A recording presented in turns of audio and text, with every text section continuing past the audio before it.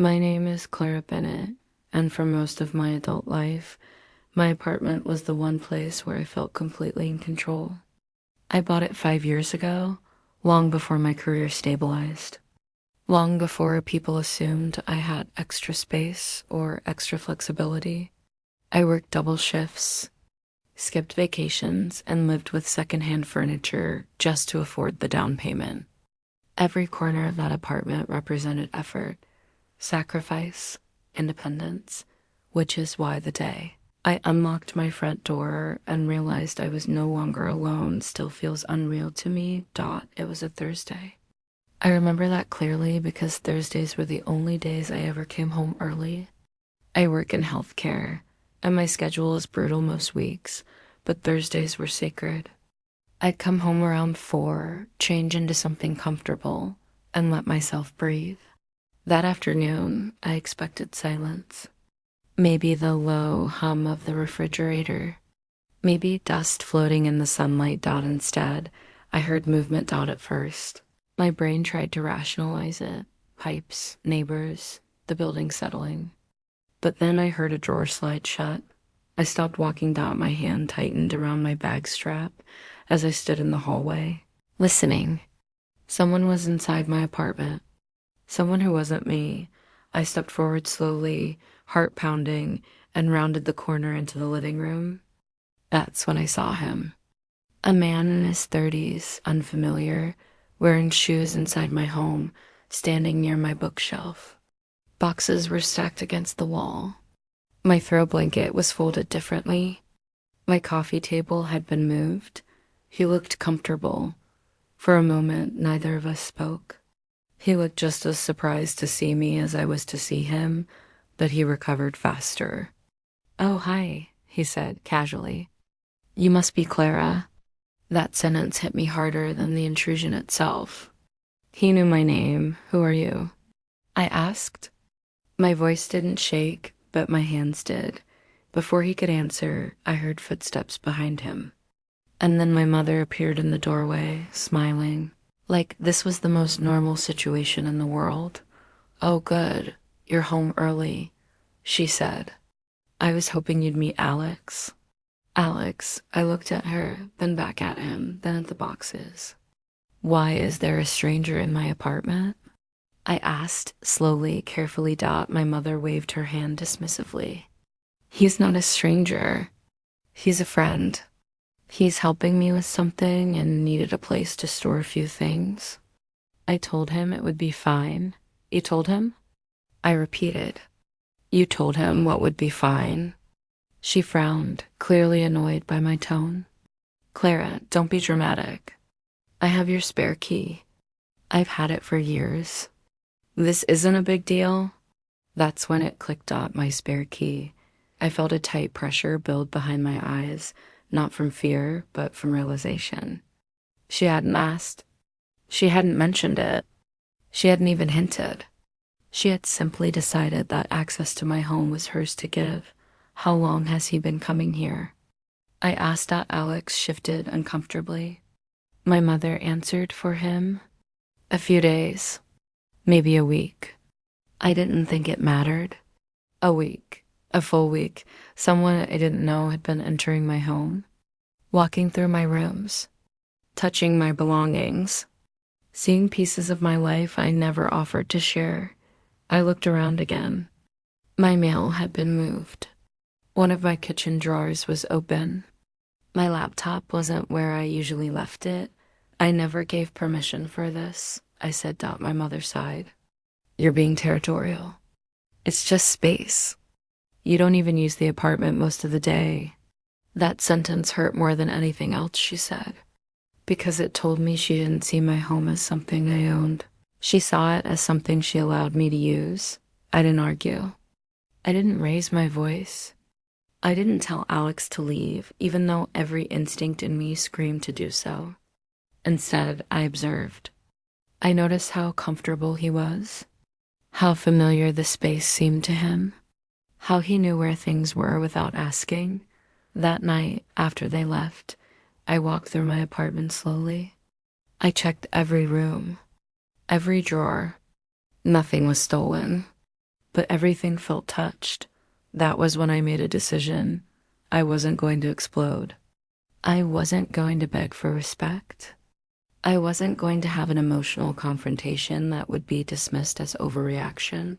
I sat at my kitchen table, opened a notebook, and started writing everything down: dates, times, what I saw, what was said, because if my mother believed my home was hers to give away, then I was going to remind her calmly, legally, and permanently that it was not.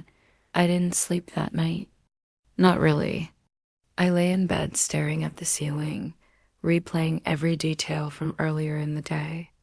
Alex's casual tone, my mother's certainty, the way neither of them seemed to think they'd done anything wrong. Around 2 in the morning, I got up and walked through the apartment again, slowly, deliberately. This time, I wasn't looking for theft. I was looking for familiarity, and once I started paying attention, I saw it everywhere. The bathroom cabinet under the sink had been rearranged. The cleaning supplies were grouped in a way I never organized them. The guest towels, the ones I kept folded and untouched, had been used and washed, then folded wrong.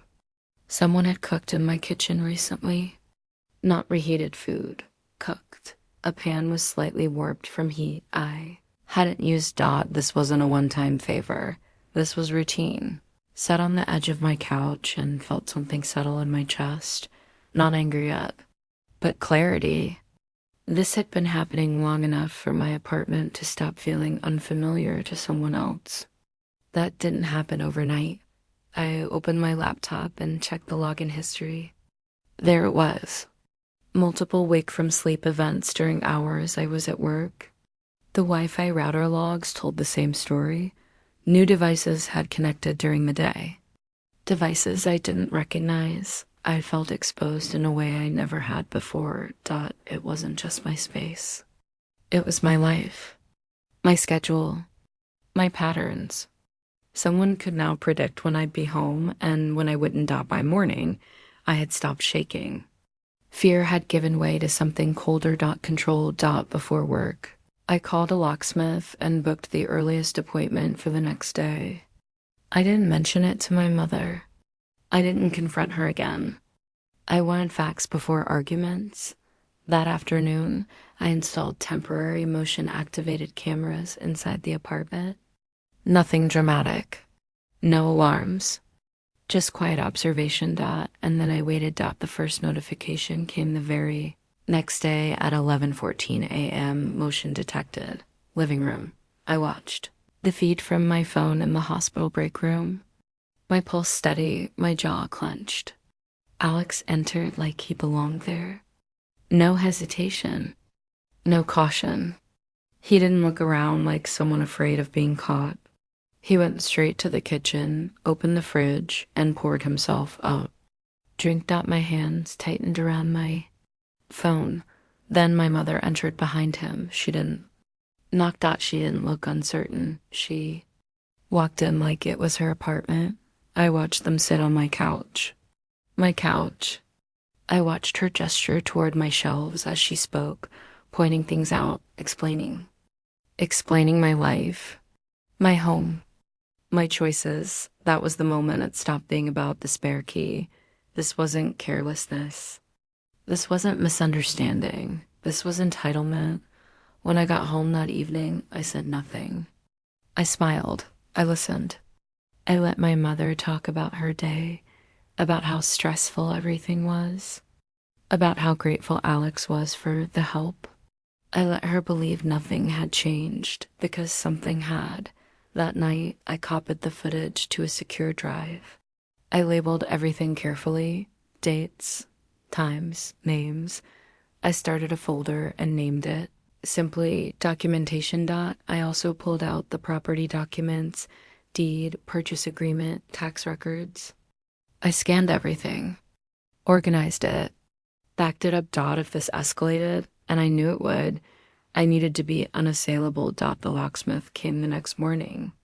I replaced every lock, installed a smart system with access logs. No physical keys, no spares, No assumptions. When it was done, I stood in my hallway and felt something I hadn't felt since buying the apartment.ownership.I. Didn't tell my mother. I didn't warn Alex. I wanted them to discover the boundary the same way I had discovered its absence. Suddenly, that afternoon, while I was still at work, my phone buzzed. Multiple failed entry attempts. Then a call. Clara, my mother said sharply. Why isn't my key working? I leaned back in my chair and answered calmly. Because no one has permission to enter my home anymore. There was a pause. A long one. You embarrass me, she said finally, and in that moment, I understood something important. She wasn't angry because she'd been wronged. She was angry because she'd lost access. The silence. After my mother accused me of embarrassing her, told me everything I needed to know. She wasn't asking why I felt unsafe. She wasn't apologizing. She wasn't even surprised. She was offended that something she believed she controlled had suddenly been taken away. I didn't embarrass you, I replied calmly. I secured my property. You're overreacting, she snapped. Alex was helping me. You act like I let a criminal into your house. I didn't correct her. I didn't raise my voice. I had already learned that emotional responses gave her room to dismiss me. Instead, I said the one sentence that shifted everything. I have footage. There was a pause. A real one this time. Footage of what? She asked. Of people entering my apartment while I was gone. Multiple times. Without my consent. Her tone changed instantly. You recorded me?